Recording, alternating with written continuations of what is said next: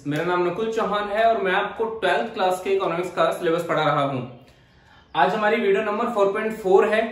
Video number 4.3 में हमने national income के कुछ इन टर्म्स के बारे में डिस्कस किया था, जिसमें net, gross, domestic national, product, factor cost और market price, mainly in terms के बारे में मैंने तुम्हें बताया था। क्यों बताया था? क्योंकि इन सारे टर्म्स से मिलकर हमारे जो नेशनल इनकम के बचे हुए टर्म्स होंगे वो सारे बनेंगे। अब आगे जो हम टॉपिक पढ़ने वाले हैं वो क्या है कि इन स्मॉल टर्म्स से मिलकर कौन कौन से टर्म्स को बनाया जाता है।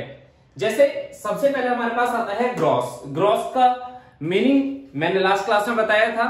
नेट का मीनिंग मैंने लास्ट क्लास में बताया था कि ग्रॉस में और नेट में सिर्फ डिफरेंस आता है डेप्रिसिएशन की वजह से। अगर किसी मशीन को हम 1 लाख रुपीस पर परचेज कर रहे हैं और हम उसकी वैल्यू उसके यूज करने के बाद देखते हैं तो स्टार्टिंग की जो उसकी वैल्यू थी वो उसकी ग्रॉस वैल्यू है, बट यूज करने के बाद जो उसकी वैल्यू है वो उसकी नेट वैल्यू है। तो इसलिए यहां से एक रिलेशन जनरेट हुआ था कि अगर हम नेट वैल्यू निकालना चाहते हैं तो वो ग्रॉस में से डेप्रिसिएशन को माइनस करने के बाद आती है। नेट में डेप्रिसिएशन एक्सक्लूड होता है जबकि ग्रॉस में डेप्रिसिएशन इंक्लूड होता है। ऐसे ही हमने पढ़ा था किसके बारे में? डोमेस्टिक और नेशनल। डोमेस्टिक का मतलब कोई भी एनी इनकम जो अराइज हुई है with in the domestic territory of India. But अगर हम उस डोमेस्टिक पार्ट के ऊपर उस इनकम को भी ऐड कर दें जो हमारी फॉरेन कंट्रीज से हमें मिलती है, उस फैक्टर इनकम को अगर हमें ऐड कर दें जो हमें बाहर से मिलती है, तो हमें क्या मिलेगा? नेशनल। डोमेस्टिक और नेशनल में डिफरेंस आता था NFIA, net factor income from abroad की वजह से। फिर हमने पढ़ा था फैक्टर कॉस्ट और मार्केट प्राइसेस क्या होते हैं। फैक्टर कॉस्ट एक ऐसी कॉस्ट थी जो कॉस्ट ऑफ प्रोडक्शन के बदले पे करी जाती है, जिसमें गवर्नमेंट के टैक्सेस इंक्लूड नहीं करते, बट जब उसी प्रोडक्ट को मार्केट में सेल करा जाता है तो गवर्नमेंट उस पर टैक्स लगा देती है और उस टैक्स की इनकम को भी उसमें ऐड करने के बाद मार्केट में प्राइस बनता है।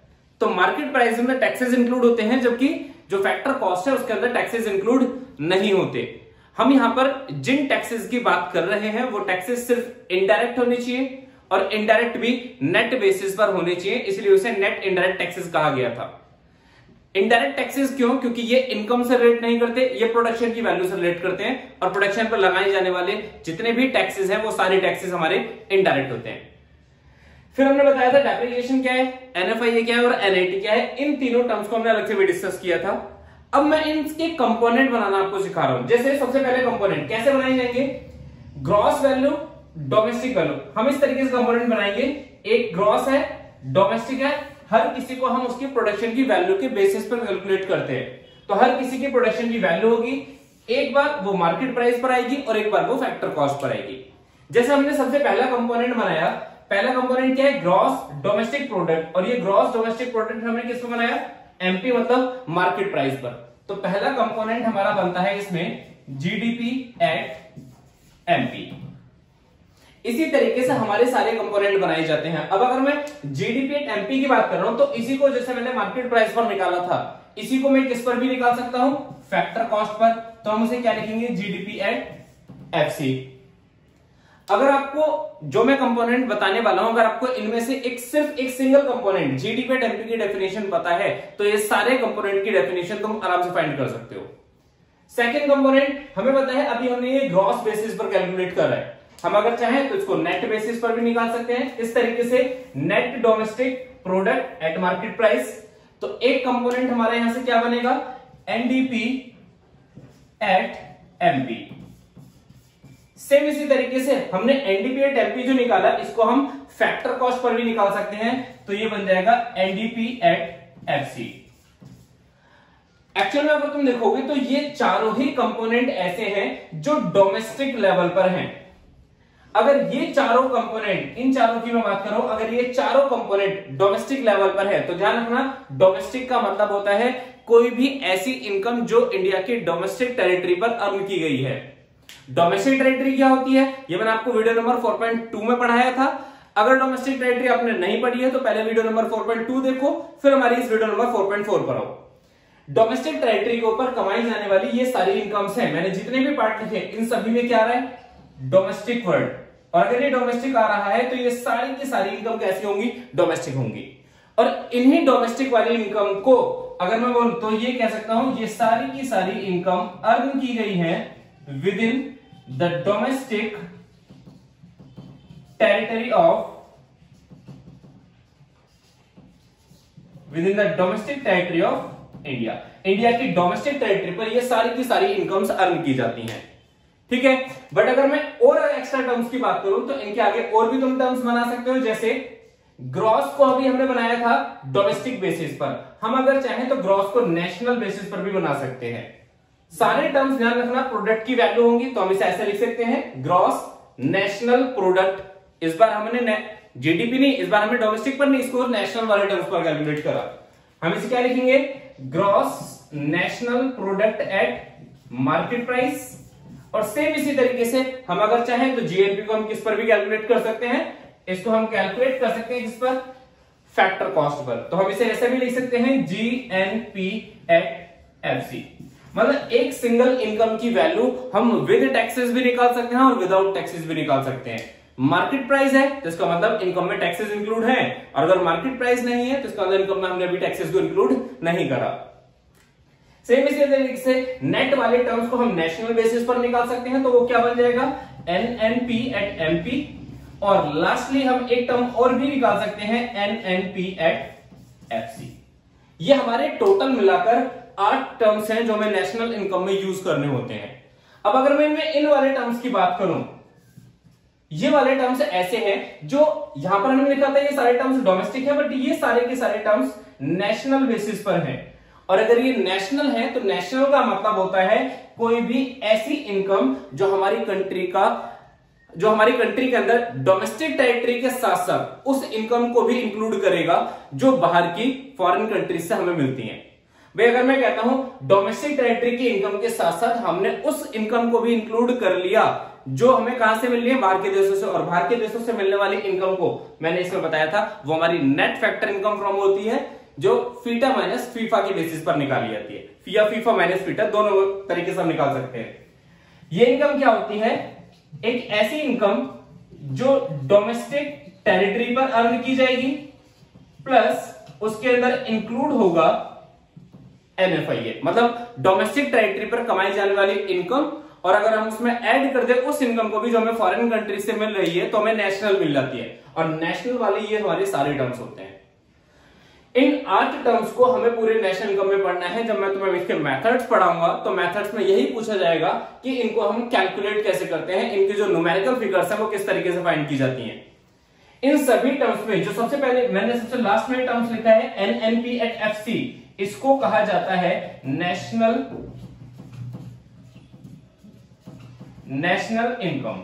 सबसे मेन टर्म जो पेपर में सबसे ज्यादा पूछा जाएगा। क्वेश्चन तुम्हें ये नहीं कहेगा कि नेशनल इनकम निकालो, हो सकता है क्वेश्चन तुम्हें कहेगा कि एनएनपी एट एफसी की वैल्यू फाइंड करो, तो समझ जाना वो क्वेश्चन क्या पूछ रहा है, नेशनल। और ये नेशनल क्योंकि नेट बेसिस पर है तो हम इसे नेट नेशनल इनकम भी कह सकते हैं।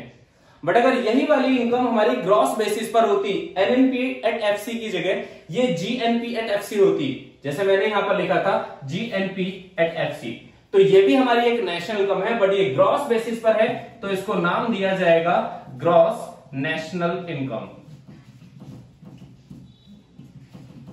ग्रॉस नेशनल इनकम के बाद नेक्स्ट आता है तुम्हारा इसमें एनडीपी एट एफसी। अगर मैं इस एनडीपी एट एफसी की बात करूं तो इस एनडीपी एट एफसी को ही नाम दिया जाता है डोमेस्टिक इनकम। जितनी भी हमारी फैक्टर इनकम्स होती हैं, अगर मैं उन प्रॉपर फैक्टर इनकम्स की बात करूं तो वो फैक्टर इनकम जो डोमेस्टिक टेरिटरी पर अर्न की गई हैं वो रिप्रेजेंट करती हैं एनडीपी एट एफसी की वैल्यू को। बट अगर यही एनडीपी एट एफसी की वैल्यू की मैं बात करूं तो एन जो है वो नेट को रिप्रेजेंट करता है, तो ये नेट डोमेस्टिक इनकम होगी। बट अगर ये नेट की जगह ग्रॉस हो जाए, मतलब वो एनडीपी एट एफसी की जगह जीडीपी एट एफसी हो जाए, तो वो डोमेस्टिक इनकम नेट नहीं रहती, फिर वो डोमेस्टिक इनकम ग्रॉस हो जाती है। हम अगर जीडीपी एट एफसी की बात करें इस वाली इनकम की, तो ये वाली इनकम कहलाती है ग्रॉस डोमेस्टिक इनकम। ये हमारे पास टर्म्स है पेपर में, बस इन्हीं में देखो। अगर तुमसे ये चीजें पूछी जाएंगी तो इनको तुम डायरेक्टली समझ सकते हो, बट अगर कई बार क्वेश्चन में ऐसा आता है कि ग्रॉस नेशनल इनकम निकालो, तो समझ जाना वो एनएनपी एट एफसी नहीं पूछ रहे, वो तुमसे जीएनपी एट एफसी की वैल्यू पूछ रहे हैं। अगर सिर्फ नेशनल इनकम लिखा है तो नेशनल इनकम का मतलब किस चीज से होगा, नेट से। अगर सिर्फ डोमेस्टिक इनकम लिखा है तो डोमेस्टिक इनकम का मतलब किस चीज से होगा, नेट से। अगर कुछ नहीं लिखा होता तो हमेशा हमें उसकी नेट फिगर निकालनी होती है। बट अगर क्वेश्चन स्पेसिफिकली तुम्हें इस चीज के बारे में मेंशन कर रहा है कि नहीं तुम्हें ग्रॉस वैल्यू निकालनी है, फिर तुम्हें ग्रॉस लेवल ही निकालना होगा। तो ये हमारे टर्म्स हैं सारे के सारे जो हमें आगे पढ़ने। फटाफट इसे राइट डाउन करो, फिर इसके बाद हम नेक्स्ट आगे पढ़ना स्टार्ट करते हैं। अब जो हमारे नेक्स्ट टर्म आता है, ये आता है कि जो भी मैंने तुम्हें सारे टर्म्स पढ़ाए, इन टर्म्स का मीनिंग क्या होता है, जिसमें सबसे पहले मैंने बताया था जीडीपी। देखो जीडीपी की वैल्यूएशन दो टर्म्स पर की जाती है, एक तो मार्केट प्राइस पर और दूसरा उसकी फैक्टर कॉस्ट पर। अगर मैं ये लिखता हूं कि जीडीपी एट एमपी और जीडीपी एट एफसी, तो है ये जीडीपी, बट उसकी वैल्यूएशन दो अलग अलग टर्म्स पर की गई है। चलो पहले जीडीपी के बारे में सुनते हैं, जीडीपी क्या है।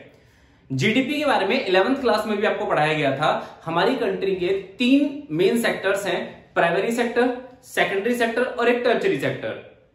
अगर मैं इन तीनों सेक्टर्स की बात करूं तो प्राइमरी सेक्टर में जो मेनली प्रोडक्शन होता है वो एग्रीकल्चरल एक्टिविटीज से होता है, सेकेंडरी सेक्टर में इंडस्ट्रियल एक्टिविटीज से होता है, और जो टर्शरी सेक्टर है उसके अंदर जो प्रोडक्शन किया जाता है वो सर्विसिंग बिजनेस से होता है।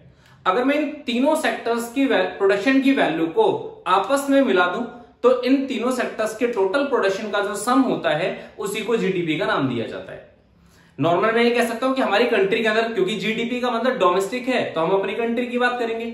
हमारी कंट्री की डोमेस्टिक टेरिटरी पर जो भी प्रोडक्शन किया जाता है, चाहे वो किसी भी सेक्टर्स के द्वारा हो, और हम इनकम की वैल्यूएशन एक फाइनेंशियल ईयर या एक अकाउंटिंग ईयर के बेसिस पर करते हैं। तो एक फाइनेंशियल ईयर में हमारी डोमेस्टिक टेरिटरी पर सभी सेक्टर्स के द्वारा, जितने भी प्रोड्यूसर्स हैं, सभी के द्वारा जितना भी प्रोडक्शन किया जाता है उसकी वैल्यू को जीडीपी कहा जाता है।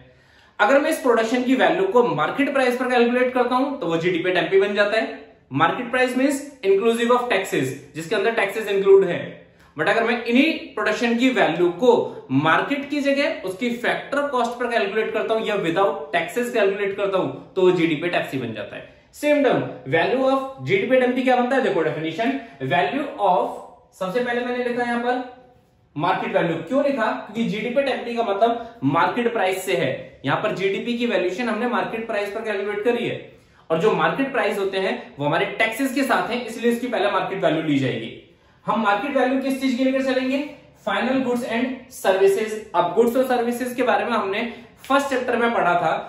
गुड्स इंटरमीडिएट भी होती हैं और गुड्स फाइनल भी होती हैं, अंतिम वस्तुओं और मध्यवर्ती वस्तुओं के बारे में। बट अगर मैं इंटरमीडिएट गुड्स की बात करूं तो नेशनल इनकम की वैल्यूएशन में इंटरमीडिएट गुड्स का कोई भी रोल नहीं होता। जब भी हम नेशनल इनकम की वैल्यूएशन करते हैं तो नेशनल इनकम के लिए हमें जो गुड्स यूज करनी है सिर्फ कौन सी, फाइनल गुड्स। क्यों करनी होती है मैं ये आपको तब बताऊंगा जब हम प्रोडक्ट मेथड पढ़ेंगे। नेशनल इनकम के जो कैलकुलेशन के मेथड है उसमें प्रोडक्ट मेथड आएगा, उसमें मैं इसका रीजन बताऊंगा। एक प्रॉब्लम होती है डबल काउंटिंग जो इसकी वजह से जनरेट हो सकती है, उससे बचने के लिए हम यूज करते हैं सिर्फ कौन सी वैल्यू को, कौन सी गुड्स को, जो हमारी फाइनल गुड्स है। इंटरमीडिएट को हमें इग्नोर करना है। तो यहां पर market value final goods and services तो है, बट ये प्रोड्यूस करी गई है कहां पर, with in the domestic territory. इनका प्रोडक्शन जो है डोमेस्टिक टेरिटरी के अंदर है। ऑब्वियसली बात है हम डोमेस्टिक टर्म कैलकुलेट कर रहे हैं, और अगर हम डोमेस्टिक टर्म निकाल रहे हैं तो इसकी वैल्यू डोमेस्टिक टेरिटरी के अंदर होनी चाहिए during the period of an accounting year. और इसकी जो वैल्यू निकाली गई है वो एक अकाउंटिंग ईयर के अंदर निकाली गई है। सिंपल है।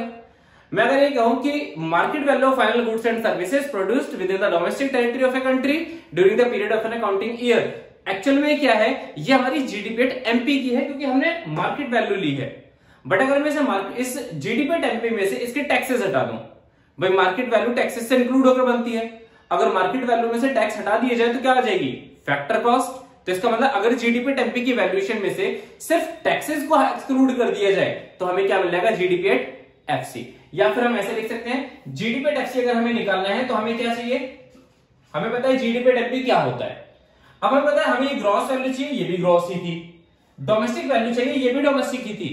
प्रोडक्शन की वैल्यू है, हमें चाहिए फैक्टर कॉस्ट, जबकि ये वैल्यू कौन सी है, मार्केट प्राइस की। तो हमें क्या करना होगा, फैक्टर कॉस्ट निकालने के लिए, क्योंकि फैक्टर कॉस्ट के अंदर टैक्सेस इंक्लूड नहीं किए जाते, तो फैक्टर कॉस्ट निकालने के लिए हमें माइनस कर देना है किस चीज को, एनआईटी को।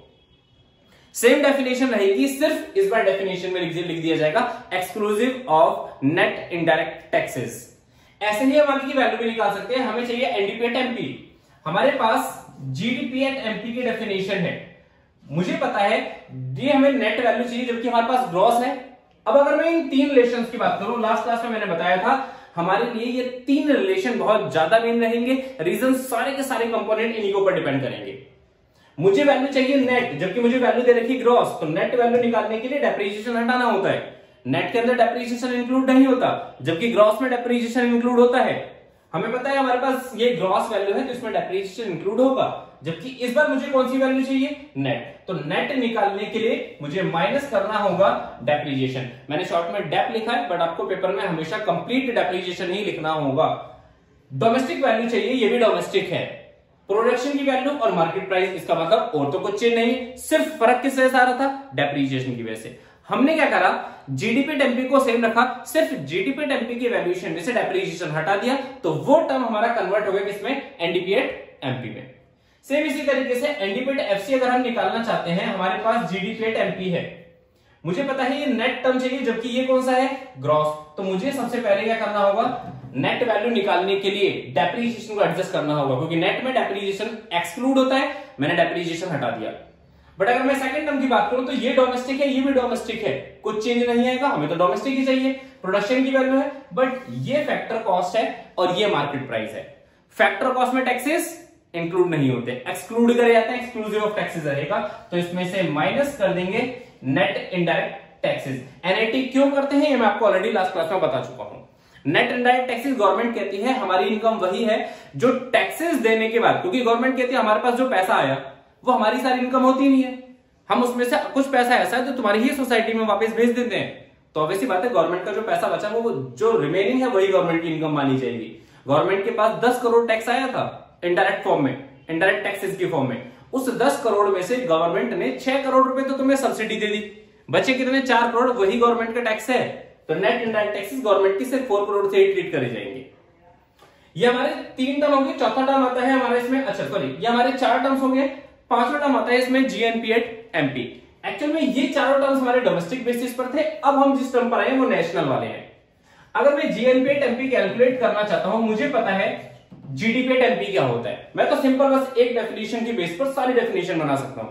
हमें क्या करना है, हमें चाहिए ग्रॉस वैल्यू, ग्रॉस हमारे पास ऑलरेडी है, बट इस बार हमें कौन सी चाहिए, नेशनल, और जबकि हमारे पास कौन सी है, डोमेस्टिक। हमारे पास वो इनकम है जो हमने डोमेस्टिक टेरिटरी पर अर्न करी, बट हम कह रहे हैं इस इनकम के साथ साथ वो भी इनकम बताओ जो तुम्हें बाहर से मिली, और बाहर से मिलने वाली जो इनकम है उसको नाम दिया जाता है किस चीज का, एनएफआईए, जो मैंने तुम्हें यहां पर ऑलरेडी लास्ट क्लास में पढ़ाया था। जीएनपी एट एमपी नेशनल हमें चाहिए, जबकि यहां पर डोमेस्टिक है, तो हमें क्या करना होगा, डोमेस्टिक में नेशनल इंक्लूड नहीं होता, डोमेस्टिक में एनएफआईए इंक्लूड नहीं होता, जबकि नेशनल निकालने के लिए हमें एनएफआईए को इंक्लूड करना होता है। नेशनल चाहिए तो हम इसमें इंक्लूड कर देंगे एनएफआईए की वैल्यू को। क्लियर है। नेक्स्ट आता है तुम्हारा इसमें जीएनपी एट एफसी, तुम्हें ध्यान रखना है कंपैरिजन करनी होगी आपस में, ये ग्रॉस चाहिए था, ग्रॉस है, नेशनल चाहिए था बट ये डोमेस्टिक है, तो हमने क्या करा, इसमें एनएफआईए को एडजस्ट कर दिया। प्रोडक्शन की वैल्यू चाहिए सेम है, मार्केट प्राइस पर चाहिए और ये भी मार्केट प्राइस पर है, तो हमने और कुछ एडजस्ट नहीं करा। अगर हमें जीएनपी एट एफसी चाहिए तो हमें पता है हमारे पास तो जीडीपी एट एमपी है, हम इसी में एडजस्ट कर रहे हैं। ग्रॉस वैल्यू चाहिए, ऑलरेडी हमारे पास ग्रॉस वैल्यू है, बट इस बार हमें नेशनल चाहिए और हमारे पास वैल्यू कौन सी है, डोमेस्टिक, तो हमें सबसे पहले एडजस्ट करना होगा, क्योंकि नेशनल में डोमेस्टिक के साथ साथ वो इनकम भी ऐड करनी है जो बाहर की है, हमने बाहर वाली इनकम को ऐड कर दिया तो ये नेशनल लेवल पर आ गया। ये प्रोडक्शन की वैल्यू है, और लास्ट फैक्टर कॉस्ट चाहिए, जबकि ये कौन सी है, मार्केट प्राइस। फैक्टर कॉस्ट निकालने के लिए टैक्सेस इंक्लूड नहीं होते, क्योंकि मार्केट प्राइस में टैक्सेस इंक्लूड है, जबकि फैक्टर कॉस्ट में टैक्स इंक्लूड नहीं होते, तो हमें इसमें से एडजस्ट करना होगा नेट इनडायरेक्ट टैक्सेस को। हमें फैक्टर कॉस्ट निकालनी है, इसलिए हमने इनडायरेक्ट टैक्सेस को इसमें से माइनस कर दिया। सेम इसी तरीके से एनएनपी एट एमपी अगर हम कैलकुलेट करना चाहते हैं तो हमें पता है हमारे पास जीडीपी एट एमपी है, हमें चाहिए नेट वैल्यू, जबकि ये कौन सी है, ग्रॉस। तो नेट और ग्रॉस को अगर हम एडजस्ट करेंगे तो हमें पता है नेट वैल्यू में डेप्रिसिएशन जो है इंक्लूड नहीं होता, तो हमने सबसे पहले डेप्रिसिएशन को हटा दिया। ये हमें नेशनल चाहिए, जबकि ये कौन सी है, डोमेस्टिक। नेशनल वैल्यू के अंदर अगर देखा जाए तो हम उस इनकम को भी ऐड करते हैं जो बाहर से हमें मिली है, और बाहर की इनकम को एनएफआईए कहा जाता है। प्रोडक्शन की वैल्यू है, ये भी प्रोडक्शन की वैल्यू है, मार्केट प्राइस है, ये भी मार्केट प्राइस है, और कुछ एडजस्ट नहीं करना।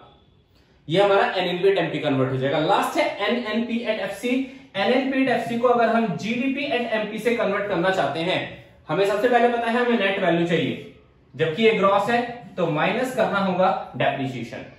दूसरा हमें साथ ही साथ नेशनल वैल्यू चाहिए, और नेशनल वैल्यू तब आती है क्योंकि हमारे पास डोमेस्टिक थी, ये वाली डोमेस्टिक वैल्यू थी। नेशनल वैल्यू निकालने के लिए हमें क्या करना होगा, NFIA को इसमें ऐड करना होगा, क्योंकि नेशनल में बाहर की इनकम को ऐड करते हैं। ये भी प्रोडक्शन है, ये भी प्रोडक्शन है, बट अगर मैं इसकी बात करूं तो ये फैक्टर कॉस्ट पर है और ये मार्केट प्राइस पर। फैक्टर कॉस्ट में टैक्सेस इंक्लूड नहीं होते तो इसमें से माइनस कर देना तुम्हें किस चीज को, NIT को।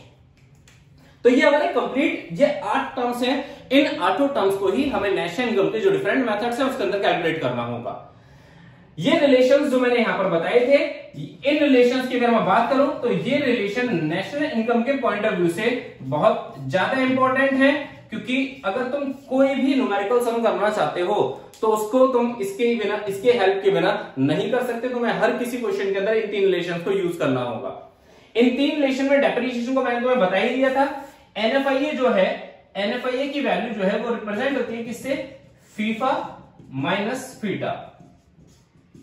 हम फैक्टर इनकम फ्रॉम अब्रॉड से factor income to abroad minus कर देते हैं। और जो NIT है इसको भी मैंने लास्ट क्लास में बताया था, इनडायरेक्ट टैक्स में से अगर हम माइनस कर दें सब्सिडी को तो हमें क्या मिल जाता है, नेट इनडायरेक्ट टैक्सेस।